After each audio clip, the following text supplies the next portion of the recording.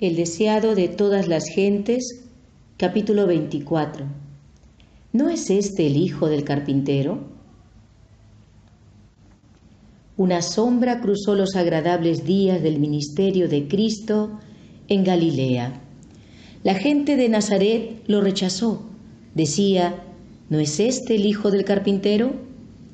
Durante su niñez y juventud, Jesús había adorado entre sus hermanos en la sinagoga de Nazaret. Desde que iniciara su ministerio, había estado ausente, pero ellos no ignoraban lo que le había acontecido.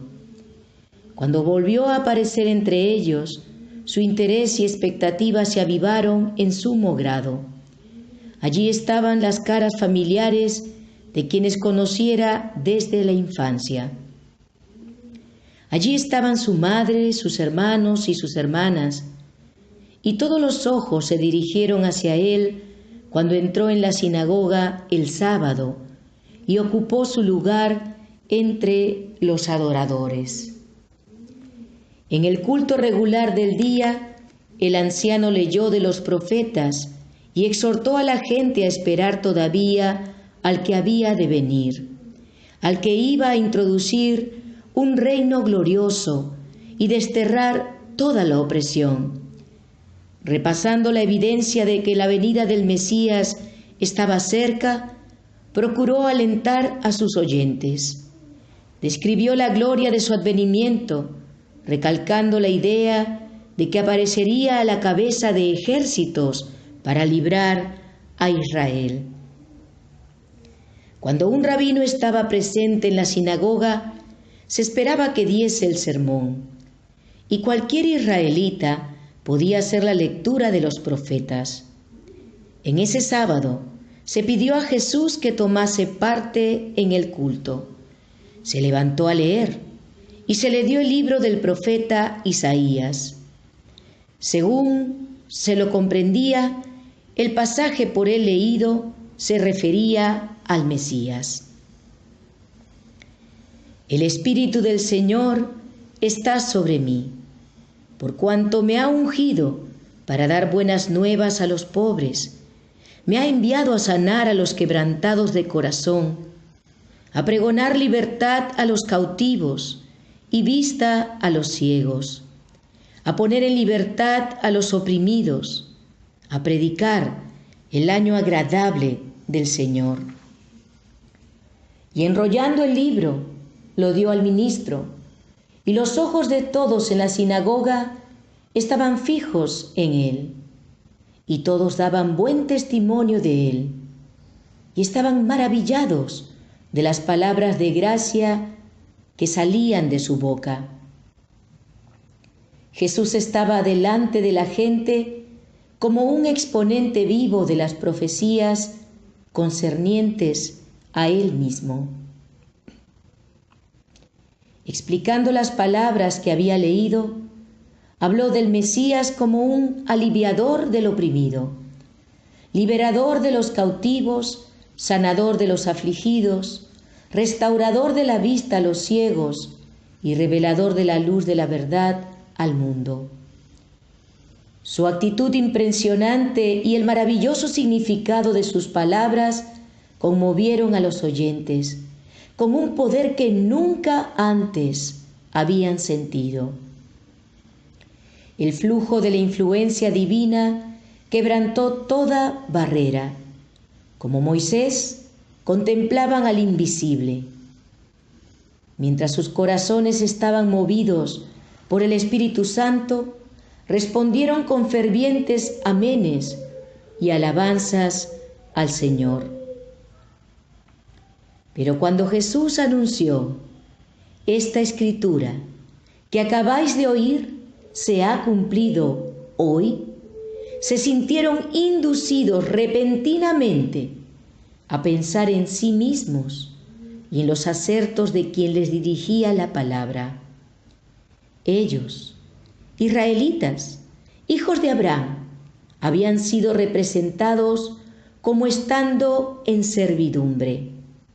Se les hablaba como a presos que debían ser librados del poder del mal, como estando en tinieblas, necesitados de la luz de la verdad. Su orgullo se ofendió y sus recelos se despertaron.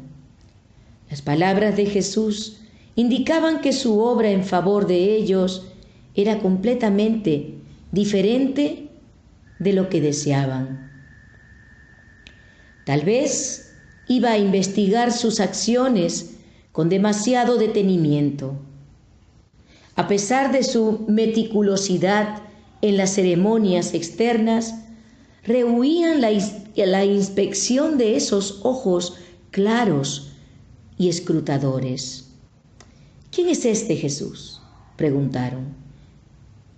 El que se había arrogado la gloria del Mesías era el hijo de un carpintero y había trabajado en su oficio con su padre José. Lo habían visto subiendo y bajando trabajosamente por las colinas. Conocían a sus hermanos y hermanas, su vida y sus ocupaciones. Lo habían visto convertirse de niño en adolescente y de adolescente en hombre. Aunque su vida había sido intachable, no querían creer que fuese el prometido.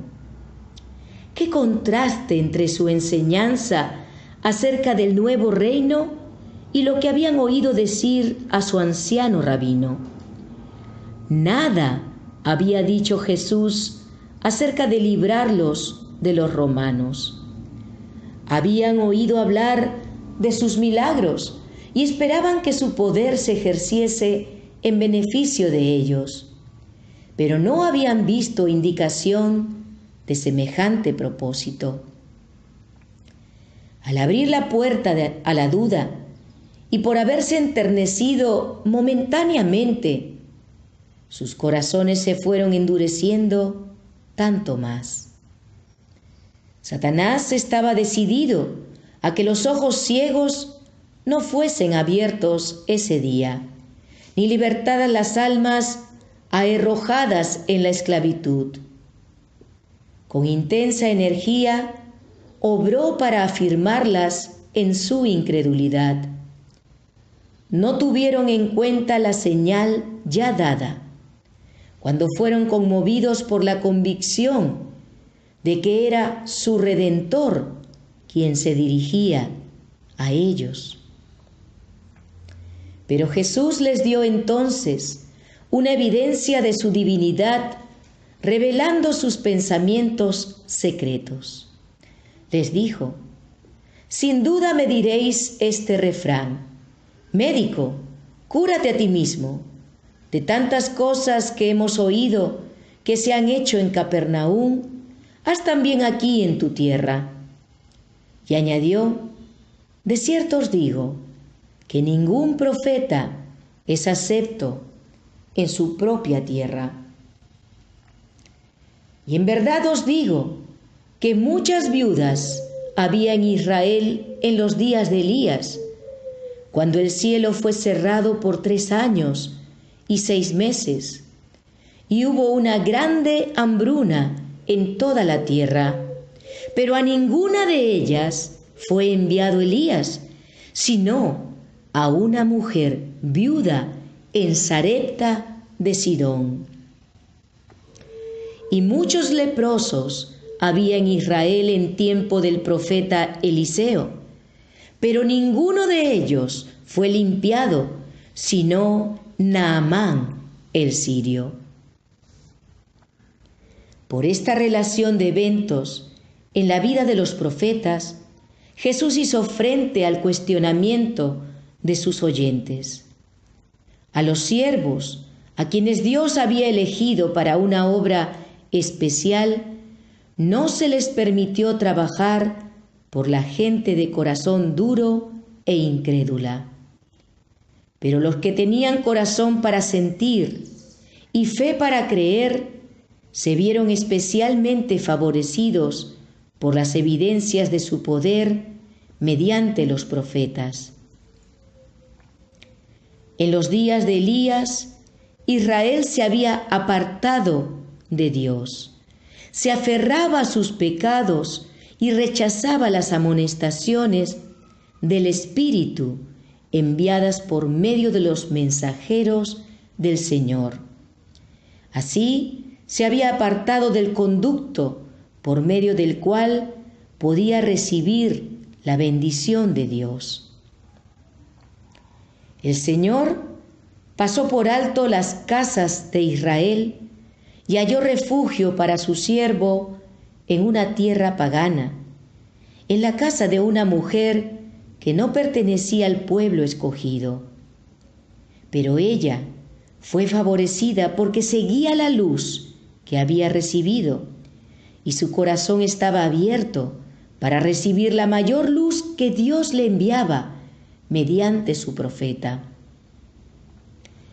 Por esta misma razón, los leprosos de Israel fueron pasados por alto en tiempo de Eliseo. Pero Naamán, un noble pagano, había sido fiel a sus convicciones de lo recto y había sentido su gran necesidad de ayuda.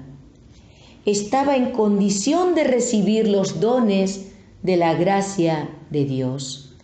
No solamente fue limpiado de su lepra, sino que también fue bendecido con un conocimiento del verdadero Dios. Nuestra situación delante de Dios no depende de la cantidad de luz que hemos recibido, sino del uso que hacemos de la que tenemos. Así, aún los paganos que eligen lo recto, en la medida en que lo pueden distinguir, están en una condición más favorable que quienes tienen gran luz y profesan servir a Dios, pero desprecian la luz y por su vida diaria contradicen su profesión de fe. Las palabras de Jesús a sus oyentes en la sinagoga llegaron a la raíz de su justicia propia, haciéndoles sentir la amarga verdad de que se habían apartado de Dios y habían perdido su derecho a ser su pueblo. Mientras Jesús les presentaba su verdadera condición, cada palabra cortaba como un cuchillo. Ahora despreciaban la fe que al principio los inspirara. No querían admitir que quien había surgido de la pobreza y la humildad fuese algo más que un hombre común. Su incredulidad engendró malicia. Satanás los dominó y con ira clamaron contra el Salvador. Se habían apartado del Ser, cuya misión será sanar y restaurar, y ahora manifestaban los atributos del destructor. Cuando Jesús se refirió a las bendiciones dadas a los gentiles, el fiero orgullo nacional de sus oyentes despertó, y las palabras de él se ahogaron en un tumulto de voces. Esa gente se había jactado de guardar la ley, pero ahora que veía ofendidos sus prejuicios, estaba lista para cometer homicidio. La asamblea se disolvió y empujando a Jesús, lo echó de la sinagoga y de la ciudad. Todos parecían ansiosos de matarlo. Lo llevaron hasta la orilla de un precipicio con la intención de despeñarlo. Gritos y maldiciones llenaban el aire. Algunos le tiraban piedras, pero repentinamente desapareció de entre ellos. Los mensajeros celestiales que habían estado a su lado en la sinagoga estaban con él en medio de la muchedumbre enfurecida. Lo resguardaron de sus enemigos y lo condujeron a un lugar seguro. También los ángeles habían protegido a Lot y lo habían puesto a salvo de en medio de Sodoma. Así protegieron a Eliseo en la pequeña ciudad de la montaña. Cuando las colinas circundantes estaban ocupadas por caballos y carros del rey de Siria y por la gran hueste de sus hombres armados, Eliseo contempló las laderas más cercanas, cubiertas con los ejércitos de Dios, caballos y carros de fuego en derredor del siervo del Señor. Así, en todas las edades, los ángeles han estado cerca de los fieles seguidores de Cristo. La vasta confederación del mal está desplegada contra todos aquellos a quienes desearían vencer, pero Cristo quiere que miremos las cosas que no se ven, los ejércitos del cielo acampados en derredor de los que aman a Dios para librarlos.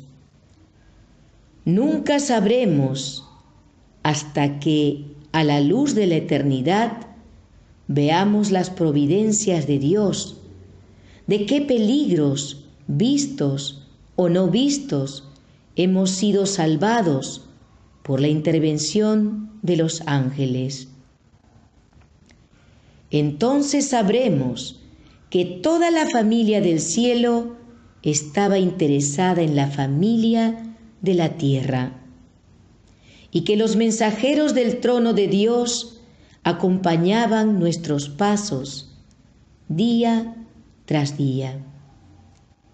Cuando en la sinagoga Jesús leyó la profecía, se detuvo antes de la especificación final referente a la obra del Mesías. Habiendo leído las palabras, a proclamar el año de la buena voluntad de Jehová, omitió la frase, y el día de venganza del Dios nuestro. Esta frase era tan cierta como la primera de la profecía, y con su silencio Jesús no negó la verdad, pero sus oyentes se deleitaban en espaciarse en esa última expresión y deseaban ansiosamente su cumplimiento. Pronunciaban juicios contra los paganos, no discerniendo que su propia culpa era mayor que la de los demás. Ellos mismos estaban en la más profunda necesidad de la misericordia que estaban tan listos para negar a los paganos.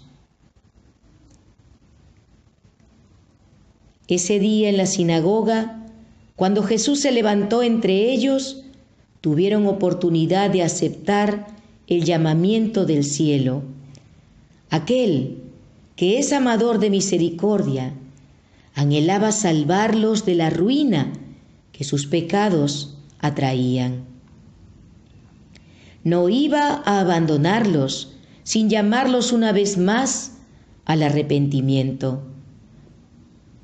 Hacia la terminación de su ministerio en Galilea, volvió a visitar el hogar de su niñez. Desde que se lo rechazara allí, la fama de su predicación y sus milagros había llenado el país. Nadie podía negar ahora que poseía un poder más que humano.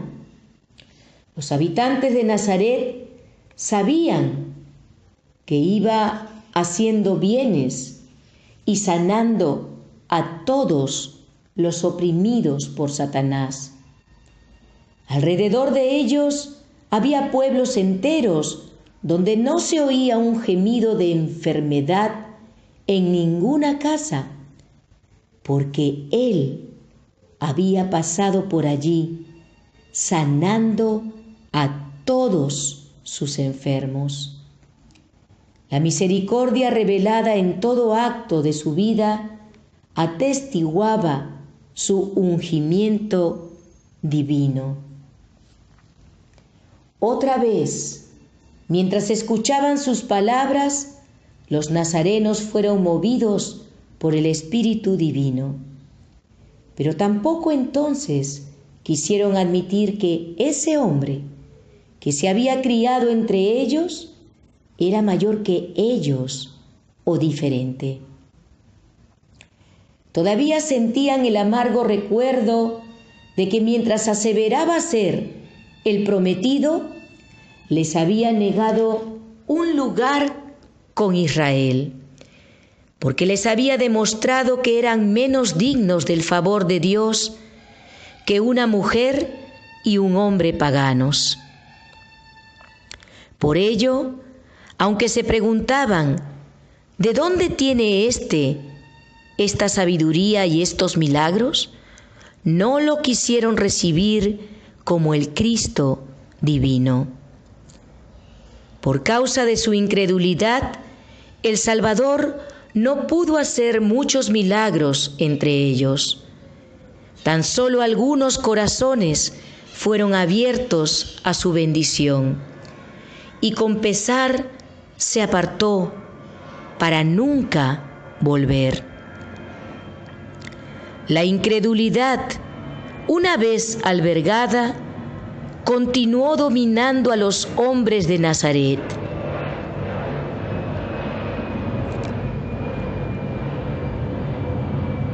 Así dominó al Sanedrín y la nación. Para los sacerdotes y la gente, el primer rechazo de la demostración del Espíritu Santo fue el principio del fin. Con el fin de demostrar que su primera resistencia era correcta, continuaron desde entonces cavilando en las palabras de Cristo. Su rechazo del Espíritu culminó en la cruz del Calvario, en la destrucción de su ciudad, en la dispersión de la nación a los vientos del cielo. Oh, cuánto anhelaba Cristo revelar a Israel los precisos tesoros de la verdad. Pero tal era su ceguera espiritual que fue imposible revelarle las verdades relativas a su reino. Se aferraron a su credo y a sus ceremonias inútiles, cuando la verdad del cielo aguardaba su aceptación. Gastaban su dinero en tamo y hojarasca, cuando el pan de vida estaba a su alcance. ¿Por qué no fueron a la palabra de Dios para buscar diligentemente y ver si estaban en error? Las Escrituras del Antiguo Testamento presentaban claramente todo detalle del ministerio de Cristo, y repetidas veces él citaba de los profetas y decía: hoy se ha cumplido esta Escritura en vuestros oídos. Si ellos hubiesen escudriñado honestamente las Escrituras, sometiendo sus teorías a la prueba de la palabra de Dios, Jesús no habría necesitado llorar por su impenitencia. No habría necesitado declarar: he aquí, vuestra casa os es dejada desierta. Podrían haber conocido las evidencias de su carácter de Mesías, y la calamidad que arruinó su orgullosa ciudad podría haber sido evitada. Pero la mente de los judíos se había estrechado por su fanatismo irracional. Las lecciones de Cristo revelaban sus deficiencias de carácter y exigían arrepentimiento. Si aceptaban estas enseñanzas, debían cambiar sus prácticas y abandonar las esperanzas que habían acariciado. Con el fin de ser honrados por el cielo, debían sacrificar la honra de los hombres. si obedecían las palabras de este nuevo rabino, debían ir contra las opiniones de los grandes pensadores y maestros de su tiempo. La verdad era impopular en los días de Cristo. Es impopular en los nuestros. Lo fue desde que Satanás primero inoculó aversión por ella en el hombre y luego le presentó fábulas que conducen a la autoexaltación. ¿No encontramos hoy teorías y doctrinas que no tienen fundamento en la palabra de Dios? Los hombres se aferran hoy tan tenazmente a ellas como los judíos a sus tradiciones. Los líderes judíos estaban llenos de orgullo espiritual. Su deseo de glorificar al yo se manifestaba aún en el ritual del santuario. Amaban los lugares destacados en la sinagoga y los saludos en las plazas. Los halagaba el sonido de los títulos en labios de los hombres. A medida que la verdadera piedad declinaba entre ellos, se volvían más celosos de sus tradiciones y ceremonias. Por cuanto el prejuicio egoísta había oscurecido su entendimiento, no podían armonizar el poder de las convincentes palabras de Cristo con la humanidad de su vida.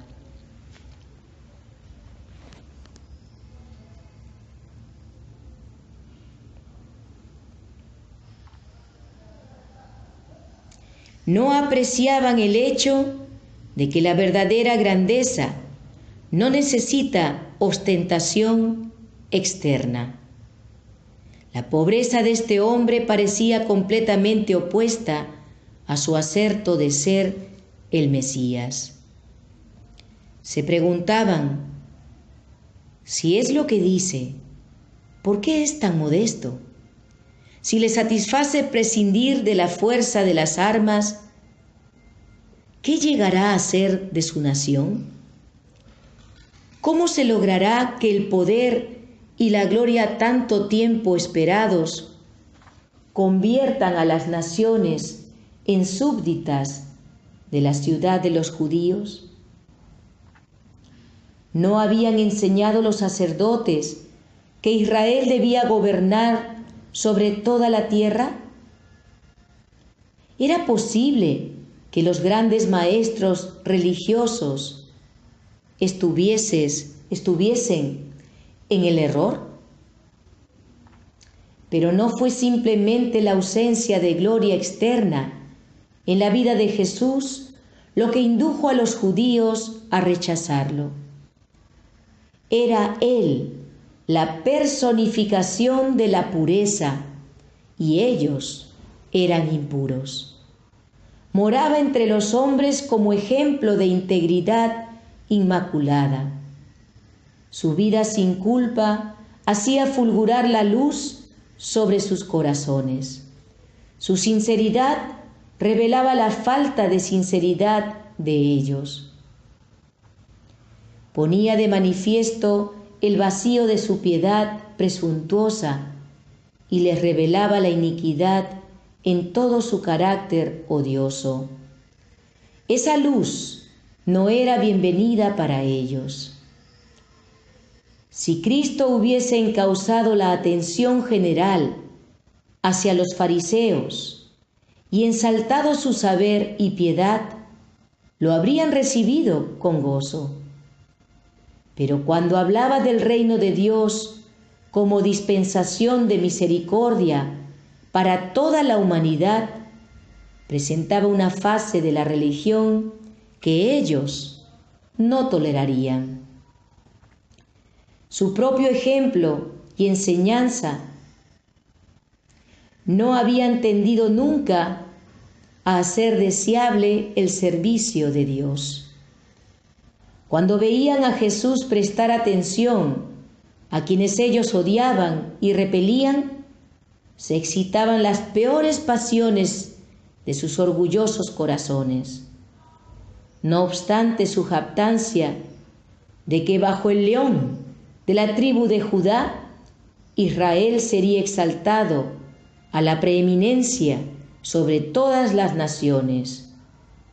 Podrían haber soportado la defraudación de sus ambiciosas esperanzas mejor que la reprensión de sus pecados por parte de Cristo y el oprobio que sentían en presencia de su pureza.